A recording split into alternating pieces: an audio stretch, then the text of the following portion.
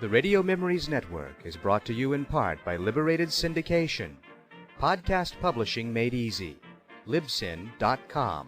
That's Libsyn.com. Agatha Christie and George Simeon present the best in mystery storytelling. Each show will be full of suspense, intrigue, and of course, mystery. Now let's join our featured mystery.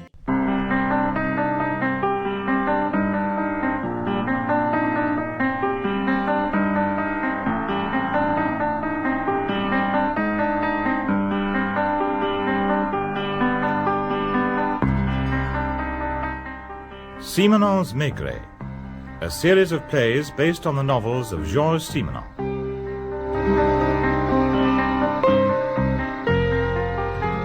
I've always felt grateful, Jules, to whatever ministerial deity was responsible, that you were never transferred to the Rue des Saussets. Why exactly, George? Because I've never really appreciated the way security chaps work.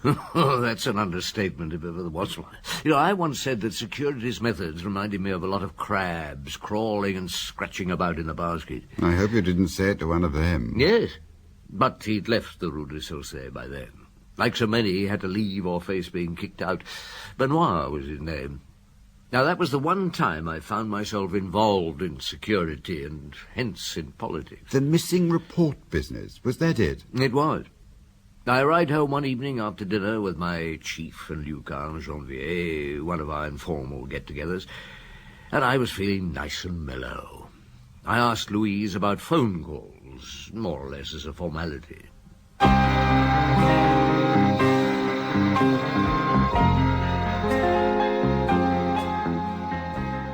Maurice Denham as Jules Maigret, Michael Gough as Georges Simenon, and Peter Pratt as Auguste Poin in Maigret and the Minister, translated by Maura Budberg and adapted for radio by Frederick Bradman.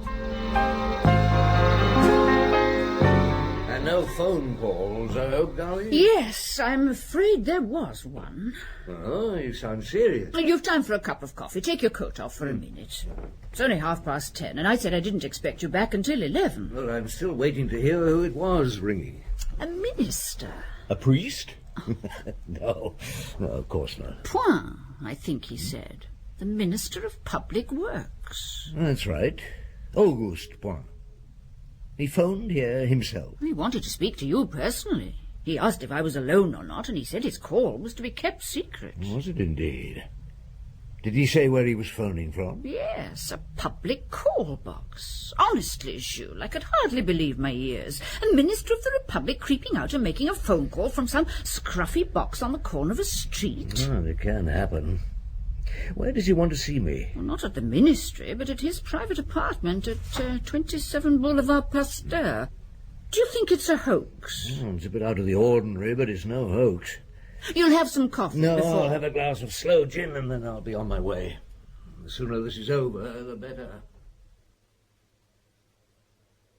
Can I offer you a cigar, Maigret? Well, I'd prefer my pipe, Your Excellency, if I may. Try some of this tobacco.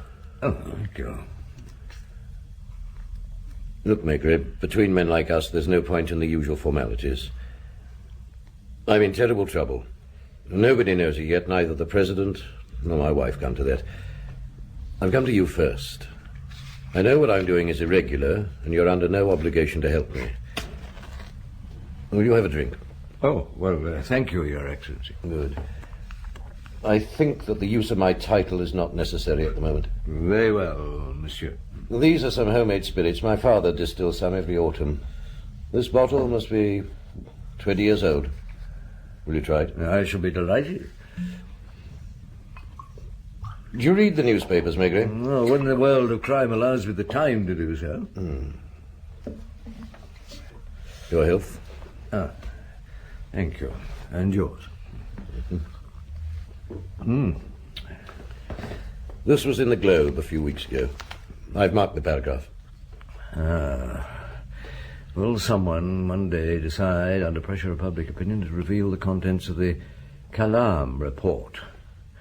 When revealed, it's likely to bring the government down, some people think. So when will it be published? The Calam report. On what, monsieur? A report written by a distinguished engineer, Julien Calam, who died a couple of years ago, on the building of the Clairfont Sanatorium. The Clairfont Sanatorium for Abandoned Children. The same. The place that last winter saw one of our most terrible disasters. A whole wing of the place came down, do you remember? Yes, 100 or more children died in there. 128. Correct me if I'm wrong, it was built high up in the Haute Savoie, and there was some disagreement as to whether it was in the right place. Correct. And how it should be built, the design and materials. Calam was asked to consider the whole question, study the project and the site as an impartial expert, which he did. The report was the result, and it was never published. Now, what happened at Clairfont? The snow melted early, very early. A subterranean river, it wasn't marked on the maps, but people knew of it, swelled and undermined the foundations of that wing of the building. They built over an underground stream. Well, who was the builder, monsieur? Nicot and Sauvegrin. Arthur Nicot, in fact. Ah, yes, I have heard of him. It's a very large firm, I believe. Oh, very. And Monsieur Arthur Nicot is a very powerful man. Now, I assume that the report made by Julien Calam was against building the sanatorium where it was built. Most emphatically. And against many of the constructional ideas being mooted at the time, but the report was ignored. I was not in office then, so I have no knowledge of the whys and wherefores of this, and Arthur Nicot put his building up. The report is therefore, Your Excellency, like a stick of dynamite with a slow fuse. The report is... I'll come to that shortly. Soon after that short but portentous piece appeared in the Globe, I was asked by the President to mount a search for the Calam report within my ministry. Briefly, it wasn't where it should be, in the archives of the Chamber of Deputies, nor was it within the civil engineering branch, and although my ministry was turned inside out, it wasn't there either. Another glass. Oh, well, thank you. The taste is very delicate. Yesterday morning, a man called Piquemal turned up. He looked like an anarchist with a brown paper parcel under his arm containing a bomb. Actually, he was a supervisor at the School of Civil Engineering, and the parcel contained a carbon copy of the Calam report. Where did this happen? Where? At the ministry in my room. And were you alone, monsieur? My secretary, Mademoiselle Blanche, showed him in and then left the room. My parliamentary private secretary was in an outer room where there were various people waiting to see me. Piquemal asked me to open the parcel, or almost ordered me to.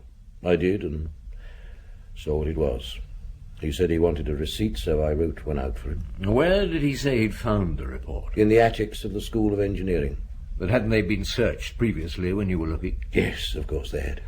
Perhaps he'd had it under his bed for years. Is it authentic, would you say? It was an unsigned carbon with Calam's name and qualifications on the last page with a date.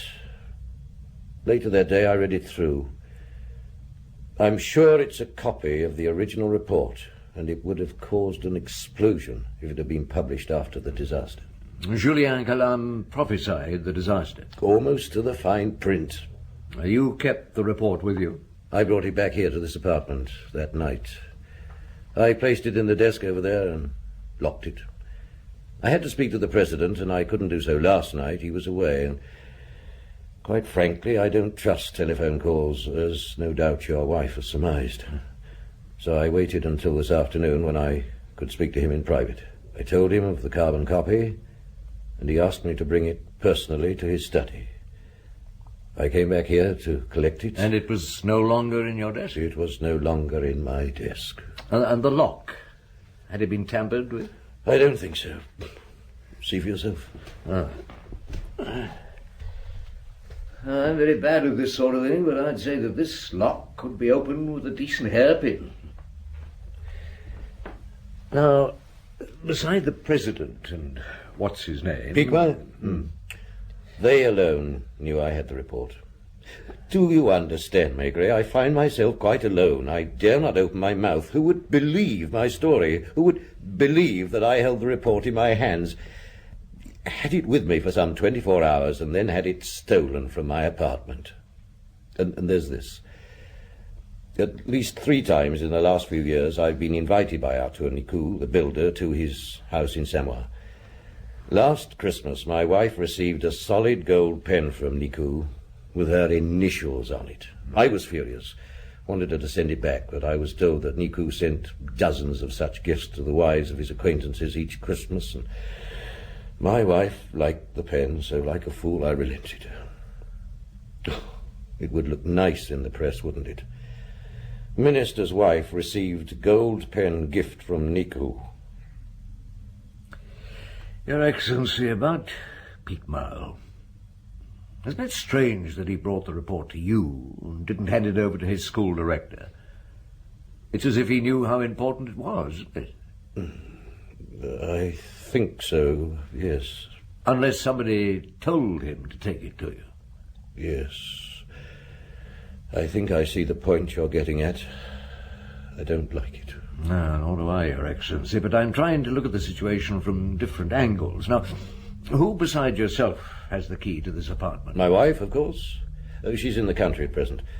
My secretary, Blanche Lamotte. Has she worked for you long? Since she was 17, straight from school. She now must be 40 or 42. Tell me, after Piquemal handed the report to you and left, did you have it in your hand when she came back? I think I did. I think I walked around with it in my hand for some time before I put it in my case. I trust her entirely, Maigret. Thank you. You see, all I'm doing is to try to find my way. Now, does anybody else have the keys? Yes, my parliamentary private secretary, Jacques Fleury. And have you known him long, monsieur? He's my age, and I've known him since we were at the lycée together. What sort of person is he? Odd. Rich parents, but he never did anything with his life. He's a typical, amiable failure. But he does know the jungle of our political system as well as any man. I need that sort of knowledge.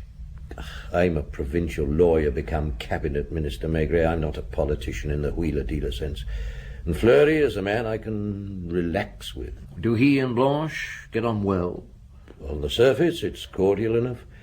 Deep in her heart, Blanche can't stand him, I'm sure. She's a bourgeoise through and through, and Fleury is the sort of person... Yes, the bourgeoisie can be unrelenting. So, where have we got, Maigret? To this hypothesis, Your Excellency. Quite out of the blue, you're presented with a copy of the Calam report, which seems genuine and which disappears immediately afterwards. Now, this seems to me to be a way of discrediting you and the government by claiming that the report was in your hands but has been suppressed or conveniently lost. Now, all I have to do is to find the thing and the thief who took it. And I have to tell the President that it's been stolen. Late though it is, I shall go there now. Thank you, Maigret. You've eased my mind. I'm in your hands. My poor old friend. A cabinet minister's fate placed in your hands. I must admit, on my way home, I did wonder what had hit me. I take it that you felt you could trust Point. Oh, yes. He was no double-dealing politician, Georges. There was a strong affinity between us. We came from the same sort of country background. We were of the same age and size. And I had the curious sensation that if I'd had a brother, he would have been not unlike Auguste Point. I think he realized the affinity, too. And the people around him. Were they to be trusted? Somebody, Jules, borrowed the keys to that apartment, didn't they? Knowing the report was there and knowing that the desk could be easily opened. All very true, Georges. But I also thought some of the clues lay with the man Piquemal. I put old Lucas onto him. I got Janvier to look into Mademoiselle Blanche and Lapointe to dig around Jacques Fleury. And once I set them on their ways, I picked up the newspapers on my desk to see if there was anything on the disaster or the report in them. There was. Is it true that the Clairefonds Sanatorium was not born in the minds of those concerned with the plight of children, but in the mind of a builder in concrete?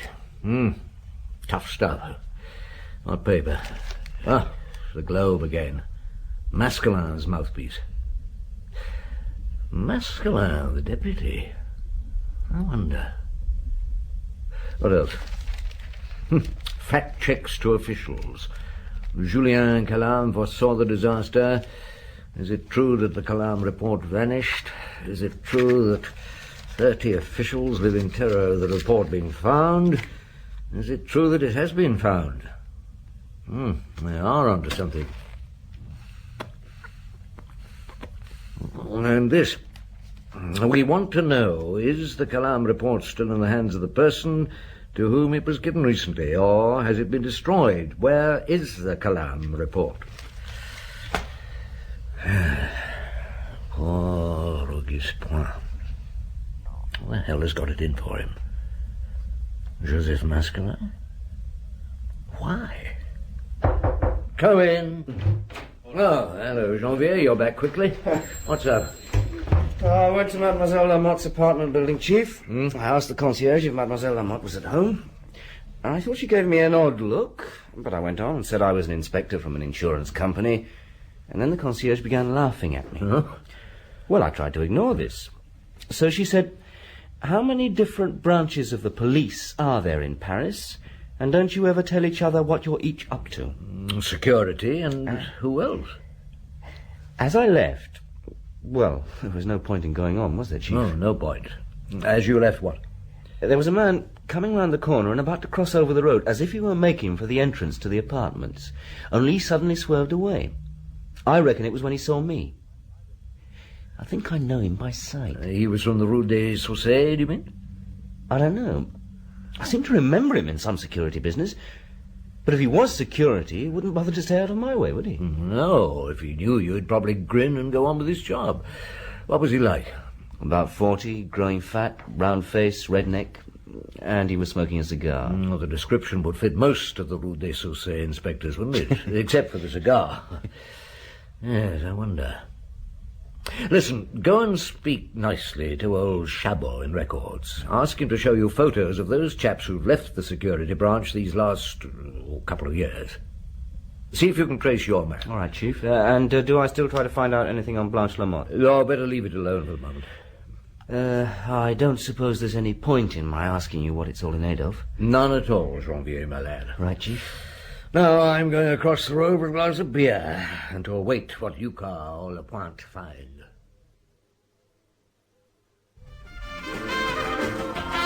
Who did you say you were? If you turn the music off, you won't have to lip read. I think I'm a wee bit deaf. And at my age, that's serious. You are Jacqueline Page, the actress. Oh, you've made my day.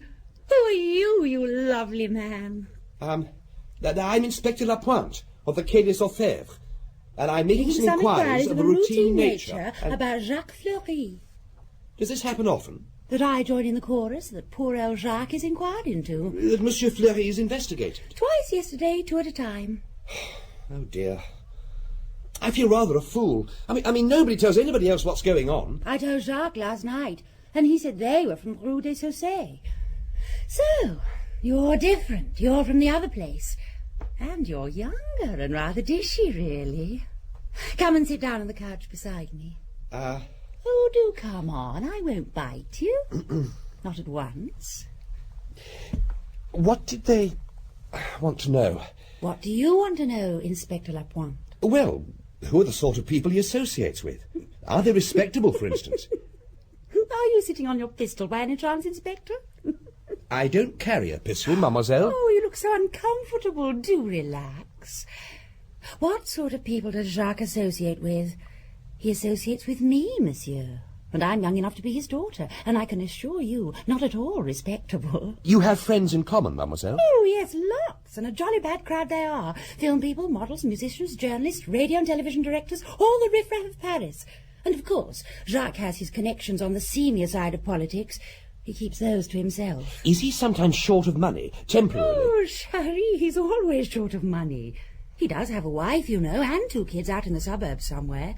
But in his job, people give him credit, give him a lot for nothing. I don't, of course. I'm expensive to run. Yes. Does he talk about his work to you? Not much. Bellyache sometimes about the hours. The last 2 from the security mob wanted to know if he brought documents home here and worked on them in the evenings. And what did you tell them? That we had better things to do in the evenings than look at documents. It serves them right for asking. But he's not in any trouble, is he? Real trouble? He hasn't been stupid, has he? Oh, no, mademoiselle. To be honest with you, I don't know myself what it's all about. Can I get you a drink? You must stay for a while. I get so lonely.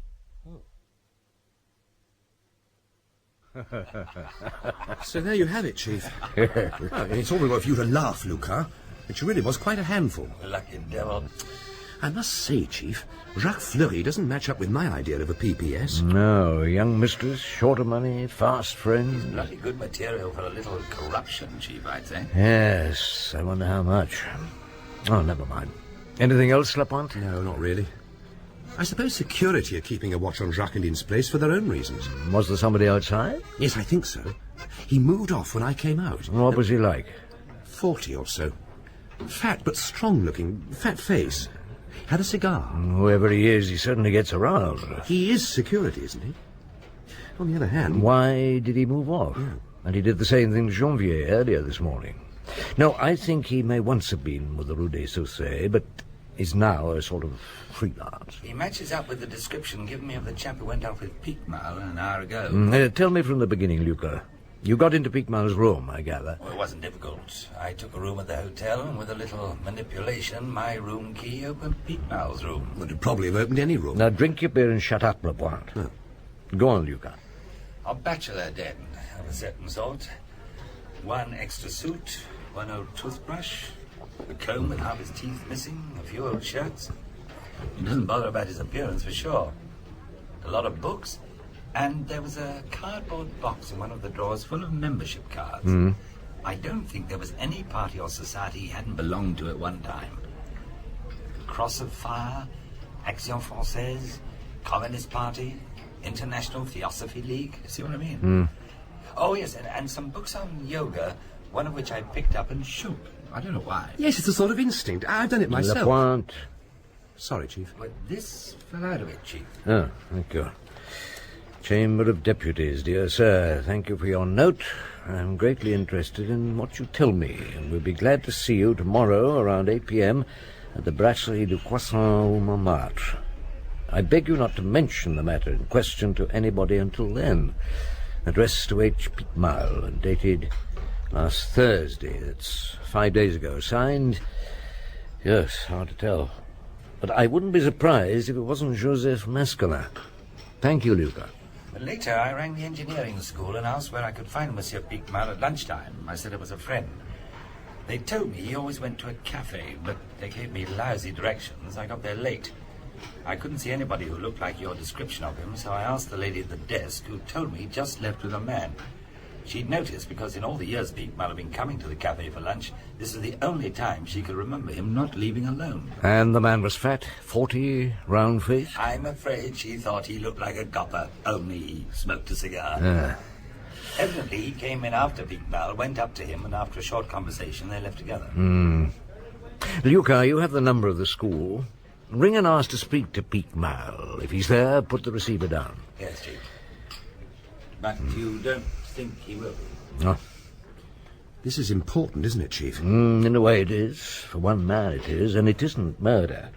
And if we don't succeed, the government could fall. I see. Government could fall. Is that all? Hell's bells. As you say, hell's bells. A cabinet minister is being set up as a scapegoat. It's quite a cunning plan, with all sorts of advantages for the person setting it up. Jacques Fleury is part of the plan, I'm sure. Sooner or later, we'll have to take him in and ask him some questions. Yes, Lucas? Hasn't been seen since he went to lunch. They can't imagine what's happened to him. It's the first time in 20 years that our Monsieur Piquemal has not turned up for his lecture, and without a word of explanation. They wonder if he's had an accident. No, I don't think it was an accident. Piquemal is operating under his own steam, but with help. And while I'm on the subject, Lucas, there's a Madame Calam, the widow of one Julien Calam, living at 77 Boulevard Raspail. Now go and have a word with her. Ask her if Piquemal called to see her recently, and if he wanted to see her late husband's papers. Madame Calam. So, this is the missing Calam report we're looking for, is it? The Calam report. The Clairefonds disaster business. You've guessed it. But I didn't tell you. Lapointe, I want you to go to the Boulevard Pasteur, where our minister has an apartment. Question the tenants on his floor, will you? Yes. Maybe somebody saw a man going into number 27 on Tuesday morning and can give us a description. Yes, Chief. Yes, the poor wretched minister is waiting to see me, besieged by the press and with the president breathing down his neck. What's he like, Chief, this minister? Well, he's rather like me. Only I'm not in politics. Hello, Chief Inspector. So, you're in on it, are you? In on what? That's what we'd like to know. Chief Inspector Maigret. I'm Jacques Fleury. The minister is waiting to see you. Now you've told them, Monsieur Fleury. Oh, so you are in on it, Maigret. Chief Inspector. Come on, get me out of here. I think why we don't kick them out.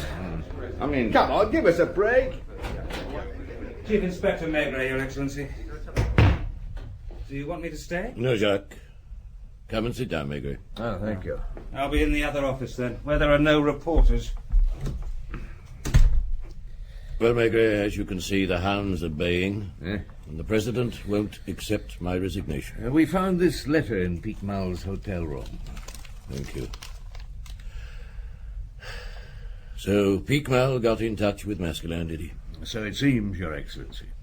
Pique Mal has, I suspect, gone into hiding with somebody looking after him. Hiding from what? Well, from my chaps and myself. We'd like a talk with him, you know. I'm sure you would. I find myself surprisingly calm, Maigret. I'm likely to be run out of political life in the next 48 hours, disgraced and so on. And somehow I don't care. Well, in 48 hours I should be able to discover who stole the report. It's your job to hold out until then, Your Excellency. I will, Maigret, I will. 48 hours, eh?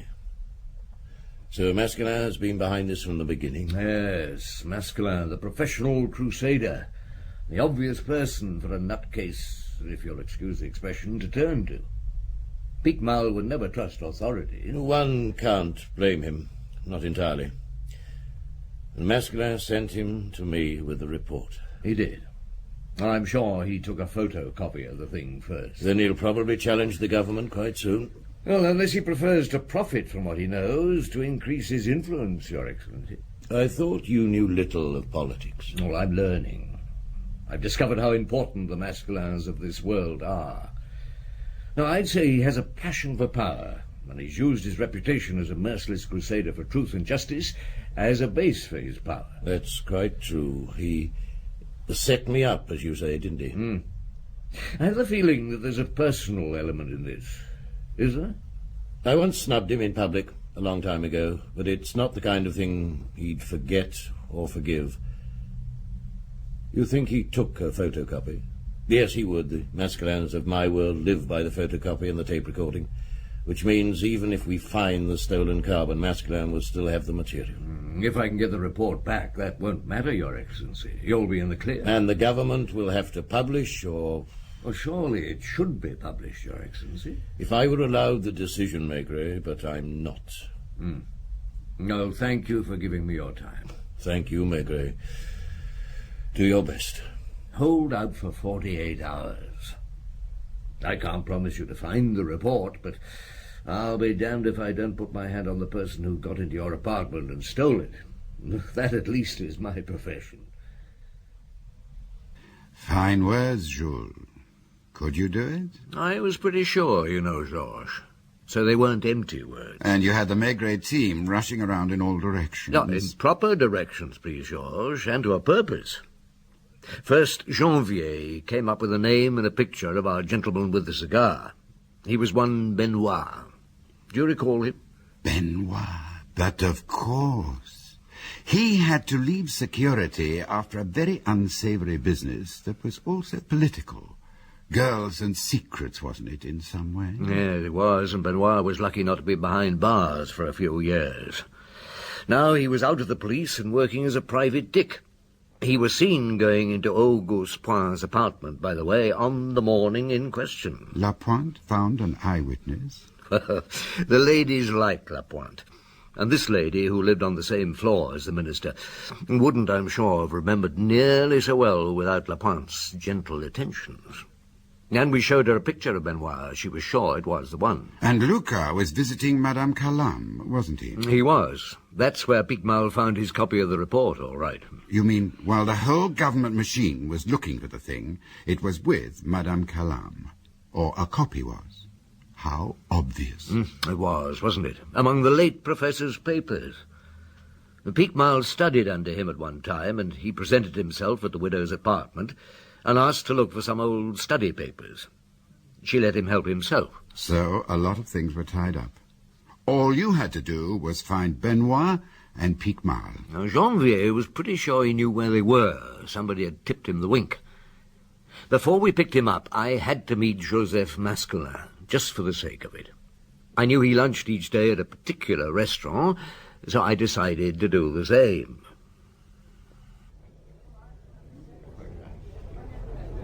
May I join you, Chief Inspector? Yes, monsieur. You know who I am, I'm sure?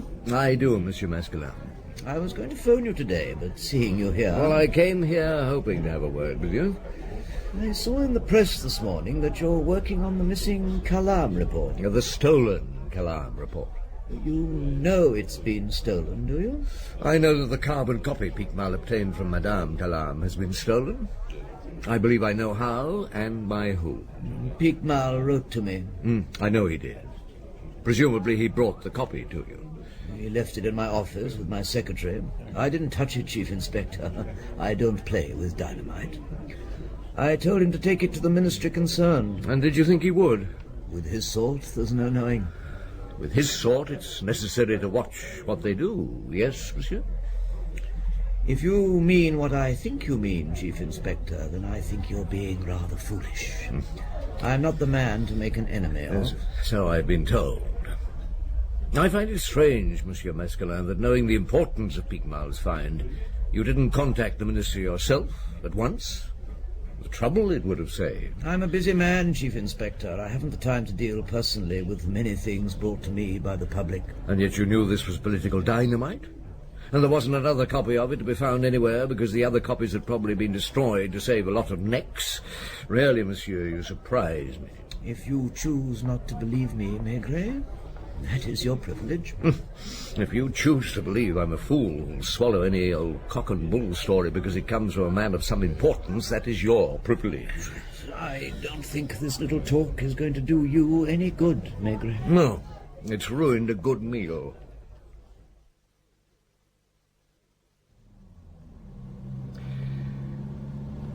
All right, Janvier, my boy, where are you taking me?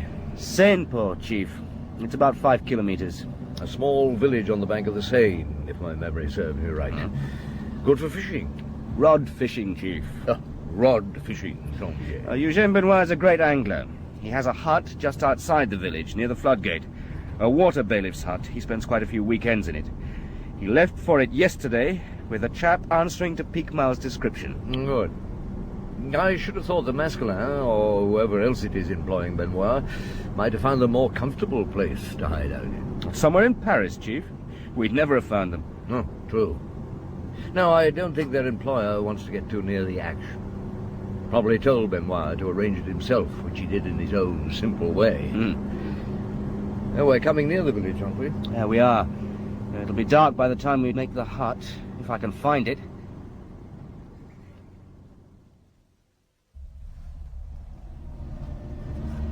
That must be it, Chief. Yeah. There's a light in the window. It's a decent-sized hut, I must say. Oh, there's the path. I'll pull in here.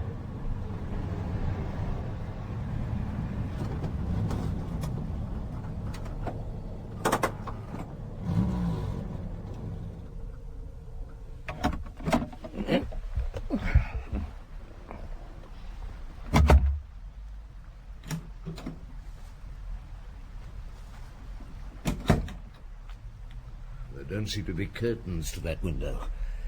Come on, then. Right, Chief. Do you think he'll give trouble? Well, I hope not. He was a tough character, I seem to remember, but I'm not up to a brawl these days. Quiet now. There's a bench beneath the window. Yeah, get on it and have a look. Right. Carefully. Oh, what a godforsaken hole. Both there. Peakmile seems to be reading some thick document. Benoit's playing patience. Is there much of a fire? Fire? There's a stove. Well, keep between it and Peakmile. I'm sure it's the Calam report he's reading. Let's go. Wait for it. Who are you? I'll give you 2 guesses, Benoit. Maigret. I thought it might be. Monsieur Picmal, may I have the report, please? It's mine. It's mine. Now, come on now, give it to me. We don't want it burnt, do we? Come on now. Give it to him, Picmal. Stop being such a bloody fool. Oh, here you are. Your bosses will burn it. There'll be no justice. You wait and see. It won't matter to you, Picmal, if it's burned. Joseph Mascalin took a copy of it, and that he won't burn, I'm sure. Oh. Remember when I got off the sentence, Maigret, I helped to save the report I pinched. I suppose our engineering supervisor came of his own free will, eh? He begged to come. He was rather scared. What of, I'm not quite sure. Well, so would you be if you found yourself the instrument of a justice that hundreds are trying to avoid. He goes on like that all the time. I keep trying to get it into his head that he's only got himself mixed up in some typical political chicanery. I suppose Mascalin employs you to do his dirty work. I've never even heard of the man. One day Mascalin will get his comeuppance, but not this time. Who gave you the keys to the minister's apartment? Why ask me when you know? You had the wretched man in your pocket. Money or sex? Which? Some of both, enough to ruin him. Now he's going to be ruined anyway. Still, he was useful at the time. Did you know, Benoit, that we were on your tail? I nearly knocked into you in the street, didn't I? When I was trying to discover what Mademoiselle Lamotte knew. Knew about what? Whether or not Poin was going to acknowledge that the report had been nicked. Some politicians would have said it was mislaid, and sworn on their mother's grave that it would come to light. But not Auguste Poin. All right, dampen down the fire, Janvier. Let's get back to Paris. And give me that report. Have you arrested me, too? Well, have you? No, Monsieur Picmal. I have released you.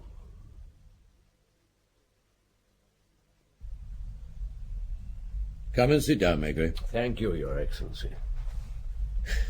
Well, 48 hours is almost up. I know. I've come to return the Calam report to you. You found the copy that was stolen from my apartment? Yes, but I'm afraid... Where's the report now? You have it with you? Well, I left it with Monsieur Fleury on my way in. Let's have Fleury in then with the thing. No, before you have him in, may I tell you what I must about Fleury? Huh? It's unpleasant. Go on. Well, I'm afraid I shall have to take him to the quay and charge him. I felt that you should know first. I think you had some idea. I knew somebody who had access to my apartment must have been involved in the theft.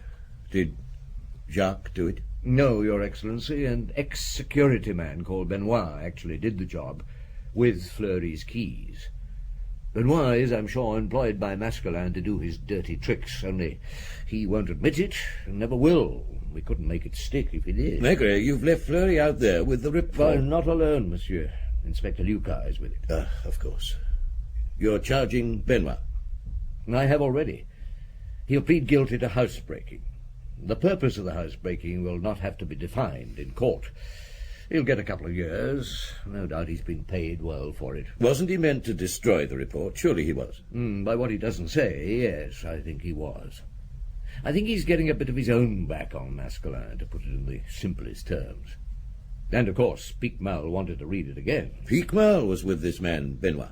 Well, Picmal had gone into hiding as an instrument of justice. He felt insecure. An instrument of justice, Picmal? And the Mascalin wanted him out of the way. He's now free, with nothing to charge him with. Thank God. He'd love to be a martyr. Let's get it over and done with. Do come in, Jacques, and bring the report. So much of this is my fault. Your Excellency? Why did you have to do it, Jacques? Your Excellency? We picked up your friend Benoit last night. He still had the report. I shall have to take you from here and charge you with conspiring to cause a crime to be committed. Is that all, Chief Inspector? Not betrayal of my appointment and my old friend. You should. I deserve more than just a criminal charge. Why did you have to betray, Jacques? There may be some security charge, Fleury. That's not up to me. And I can't charge you with moral turpitude, thank the Lord. I'm sorry, Auguste. Benoit had me in his pocket. I swear to you I didn't know what he was after. And it would have made no difference. You'd still have given him the keys, wouldn't you? Yes, I had no choice, or rather I wouldn't make the choice. What a ghastly mess I've made of my life. Do take me away, Chief Inspector. If I stay here any longer, I'll burst into tears. Lucas is all yours. Right, Chief. Let's leave the building as if we're just going out for a beer, eh?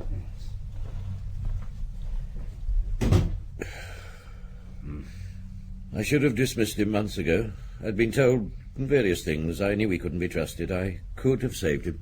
He could have saved himself, too. In a few months, when all this is forgotten, I'll hand in my resignation, Maigret. Go back to my sleepy provincial town and practice law again. I think you'll be happier, monsieur. Thank you, Maigret. Thank you for everything. Well, I was only doing my job. The essential thing is, Your Excellency, the report is back with you. You cannot be made the scapegoat. No. Thank God. And Masculin? One day, eh? One day he'll get what's coming to him, I'm sure. Yes. I'm not very good at expressing myself in some ways, Maigret. Only, do keep in touch.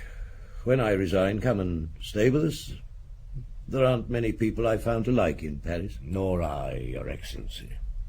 But now and again, luckily, one adds to the number.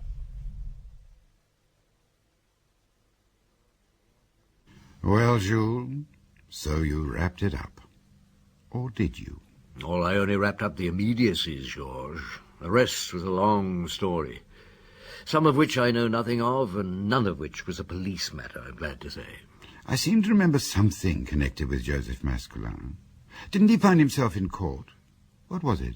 Well, I can't recall in detail, but he took on more than he could chew, and the rich and the important turned and smote him. That was it. The Lyon industrial people.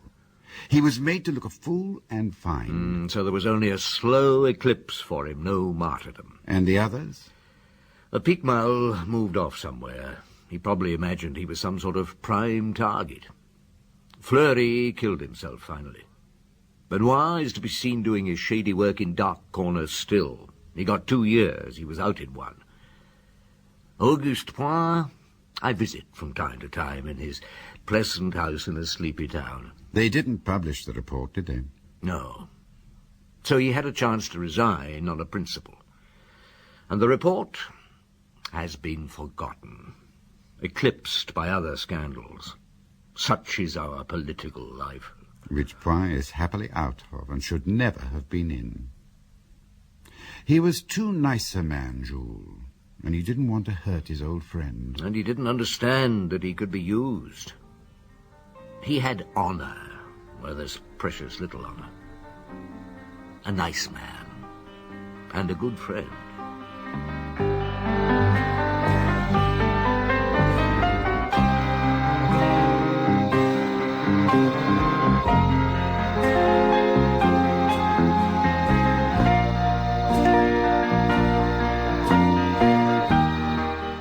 In Maigret and the Minister by Georges Simenon, translated by Moura Budberg and adapted for radio by Frederick Bradman, Maigret was played by Maurice Denham, Simenon by Michael Goff, and Auguste Point by Peter Pratt.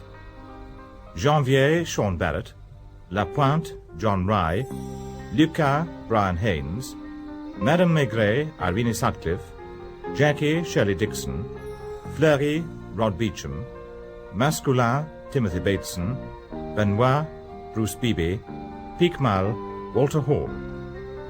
The play was produced and directed by Betty Davis.